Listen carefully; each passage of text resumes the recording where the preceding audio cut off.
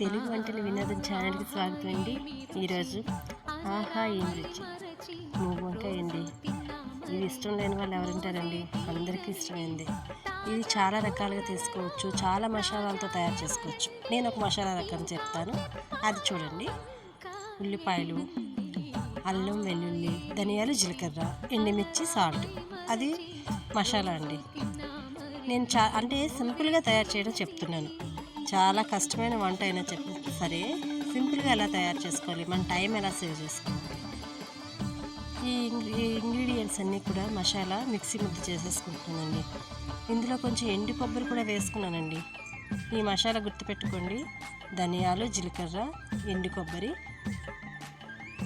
ఎండుమిర్చి, ఉల్లిపాయలు, సాల్ట్, అది మసాలా అండి.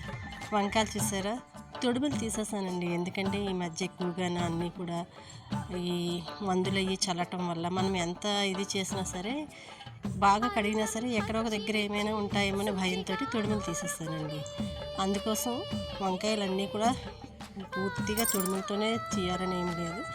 అవి తీసేసి ఆయిల్లో వేయించేసుకుంటున్నాను. ముందు చూడండి, కొంచెం సాల్ట్, కొంచెం పసుపు వేసుకొని ఆయిల్లోని వేయించి ఇలాగా మిక్సీలోని ఈ మసాలా రెడీ చేసేసుకున్నాను.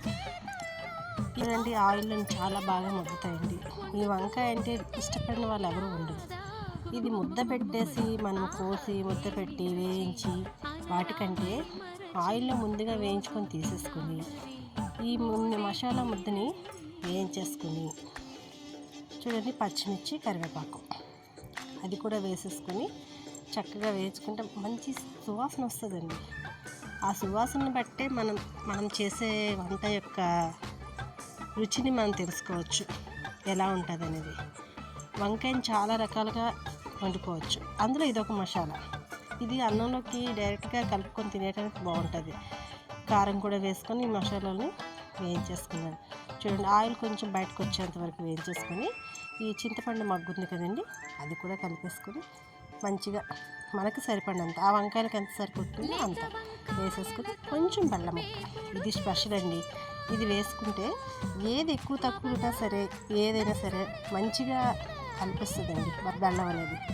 ఇప్పుడు ఈ ఆయిల్లో వేయించుకుని ఉంచిన వంకాయలు ఉన్నాయి కదండి, అవి చాలా మెత్తగా ఉంటాయి కాబట్టి ఈ గ్రేవీలోని పడి ఉడికిన తర్వాత మొత్తం అంతా గ్రేవీ వంకాయలకు పట్టేసి చాలా టేస్ట్గా నోట్లో పెట్టుకుంటే కరిగిపోయినంత మెత్తగా అయిపోతాయి. చాలా రుచిగా ఉంటుందండి. ఆ వాసన కూడా చాలా బాగుంటుంది. ఇష్టపడిన వాళ్ళు ఎవరు ఉంటారండి? గుత్తి వంకాయ అంటే గుత్తి వంకాయ ఎన్నో రకాలుగా చేసుకుంటారు. ఇది వేడిగా అన్నంలో వేసుకొని తినేస్తే చాలా బాగుంటుందండి. ఏంటంటే ఇలా ఎందుకంటే చెప్పాను నేను, ఉద్యోగస్తులు కానీ బయటికి వెళ్ళిపోవాల్సిన వాళ్ళు కానీ టైం తక్కువగా ఉన్న వాళ్ళు ఈజీగా చేసుకునే రెసిపీ అండి. ఒకసారి ట్రై చేసి చూడండి. Thank you.